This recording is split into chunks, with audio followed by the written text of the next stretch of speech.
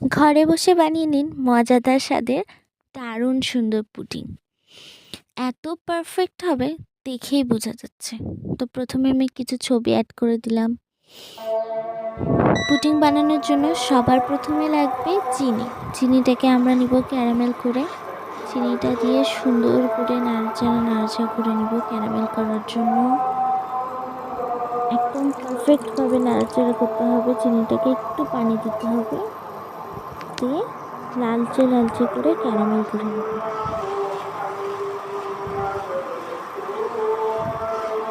হালকা আঁচে করতে হবে ক্যারামেলটা, অবশ্যই হালকা আঁচে।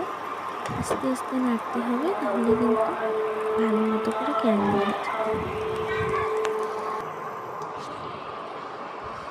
দেন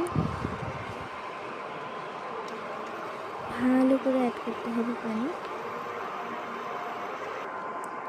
আস্তে আস্তে কিন্তু কালার চলে এসেছে। এই মুহূর্তে কালার আসার সাথে সাথে চুলাটাকে অফ করে হালকা আঁচে একদম দিতে হবে, দিয়ে ভালো করে নাড়াচাড়া করতে হবে। এবার একটা বাটিতে সেট করে নিতে হবে দ্রুত। এবার একটা বাটি নিয়ে নিব, আলাদা একটা বোলের মধ্যে 3টা ডিম, তার সাথে 1 চিমটির মতো লবণ অ্যাড করে দিব। দেন এটাকে মিক্সড করব।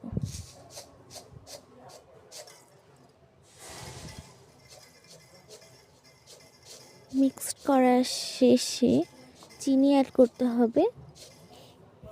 1 কাপ পরিমাণে চিনি আমি এখানে অ্যাড করে দিয়েছি।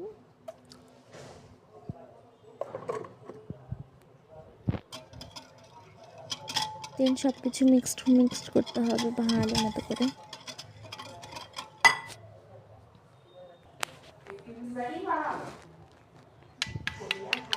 আমি কিন্তু এখানে অল্প একটু সামান্য বেকিং পাউডার দিয়েছি, জানি কেউ দেয় না, তারপরেও আমি একটু বেকিং পাউডার দিয়েছি।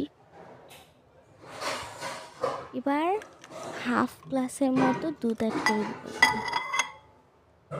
অল্প অল্প করে অ্যাড করব, প্রথমেই একবারে অ্যাড করা যাবে না, আস্তে আস্তে করে অ্যাড করে দেব।